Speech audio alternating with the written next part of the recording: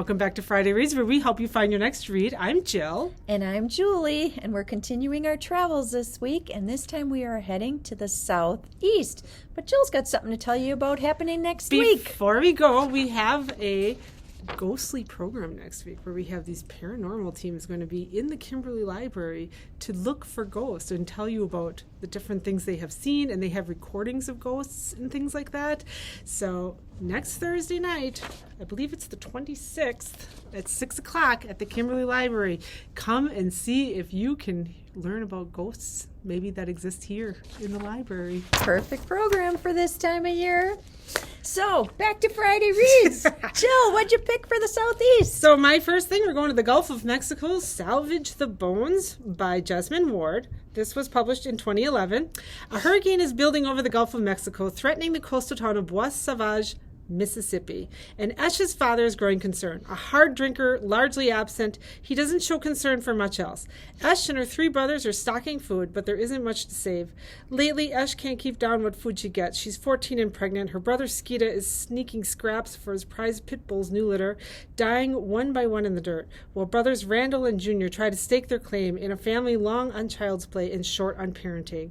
As the 12 days that comprise the novel's framework yield to the final day and Hurricane Katrina, the unforgettable family at the novel's heart, motherless children sacrificing for each other as they can, protecting and nurturing where love is scarce, pulls itself up to struggle for another day. A wrenching look at the lonesome, brutal, and restrictive realities of rural poverty in Mississippi. So, Salvage the Bones.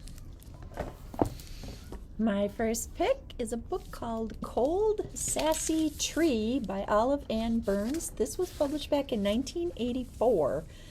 The one thing you can depend on in cold, sassy Georgia is that word gets around, and it gets around fast. On July 5th, 1906, scandal breaks in the small town of Cold, Sassy, Georgia, when the proprietor of the general store, E. Rucker Blakesley, elopes with Miss Love Simpson.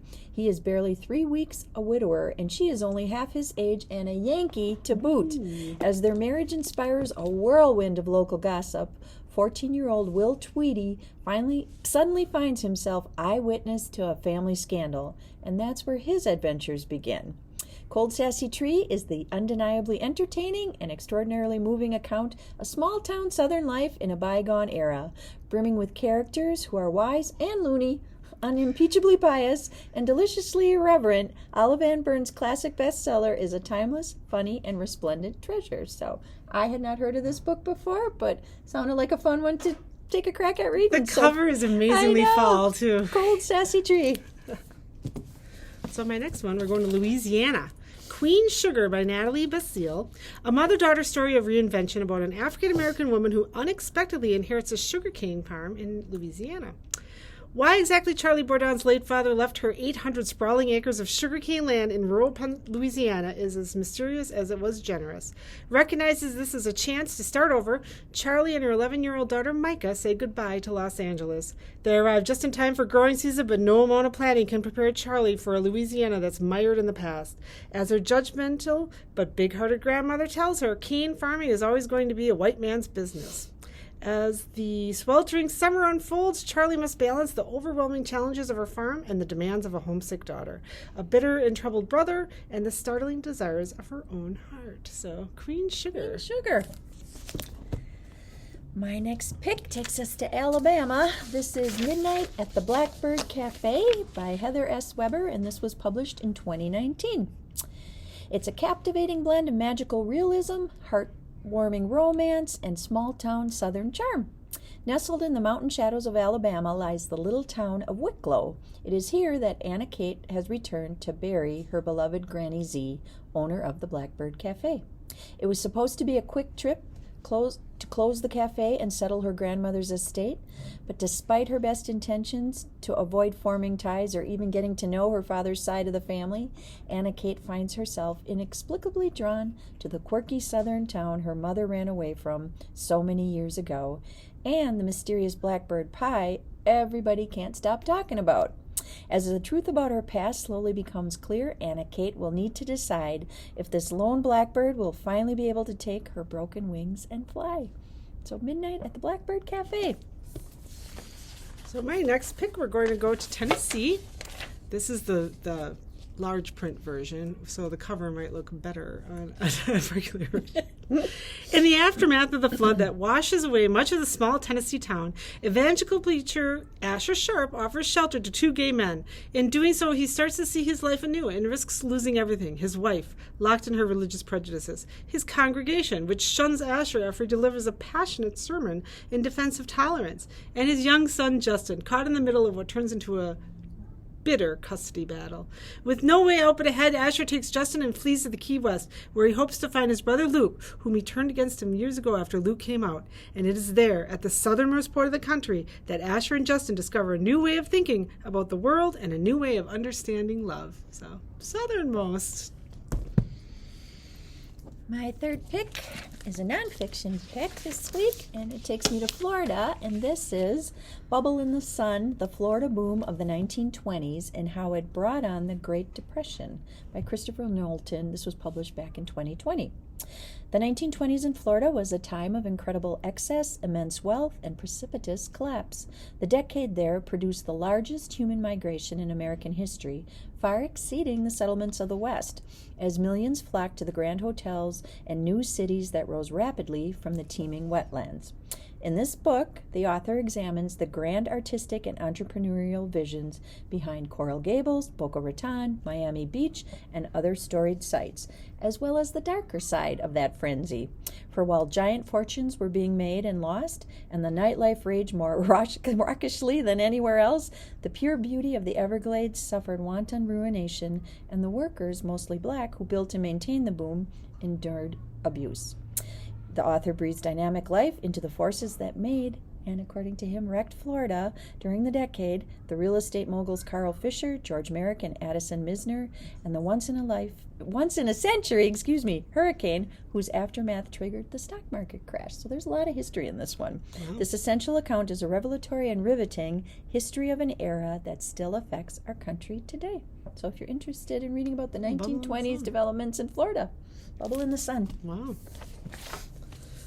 So this is a Low Country Summer book. This is the first in the series from Mary Alice Monroe, called The Summer Girls. 3 granddaughters, 3 months, 1 summer house. In this enchanting trilogy set on Sullivan's Island, South Carolina, New York Times bestselling author Mary Alice Monroe captures the complex relationships between Dora, Carson, and Harper, 3 half-sisters scattered across the country, and a grandmother determined to help them rediscover their family bonds. For years, Carson Muir has drifted, never really settling, certain only that life without an ocean is half-lived. Adrift and penniless in California, Carson is the first to return to Seabreeze, wondering where things went wrong, until the sea she loves brings a minor miracle. Her astonishing bond with a dolphin helps Carson renew her relationships with her sisters and face the haunting memories of her ill-fated father. As the rhythms of the island open her heart, Carson begins to imagine the next steps towards her future. So, The Summer Girls, Sullivan Island. My next pick is by a popular author. A lot of you are probably familiar with the book, The Pelican Brief by John Grisham, published back in 1992. In suburban Georgetown, a killer's Reeboks whisper on the front floor of a posh house. In a seedy D.C. porno house, a patron is swiftly garroted to death. The next day, America learns that 2 of its Supreme Court justices have been assassinated. And in New Orleans, a young law student prepares a legal brief. To Darby Shaw, it was no more than a legal shot in the dark, a brilliant guess. To the Washington establishment, it was political dynamite. Suddenly, Darby is witness to a murder intended for her. Going underground, she finds there's only one person she can trust, an ambitious reporter after a news break hotter than Watergate. And he's going to help her piece together the deadly puzzle. Somewhere between the bayous of Louisiana and the White House's inner sanctums, a violent cover-up is being engineered. For someone has read Darby's brief. Someone who will stop at nothing to destroy the evidence of an unthinkable crime. So if you're in the mood for a John Grisham, takes place down south, Pelican Brief. I feel like that book put him on the map. Yeah. We're going back to Tennessee. Memphis by Tara Stringfellow. Summer 1995, 10-year-old Joan, her mother, and her younger sister flee her father's explosive temper and seek refuge at her mother's ancestral home in Memphis. This is not the first time violence has altered the course of the family's trajectory. Half a century earlier, Joan's grandfather built a majestic house in the historic black neighborhood of Douglas, only to be lynched days after becoming the first black detective in the city.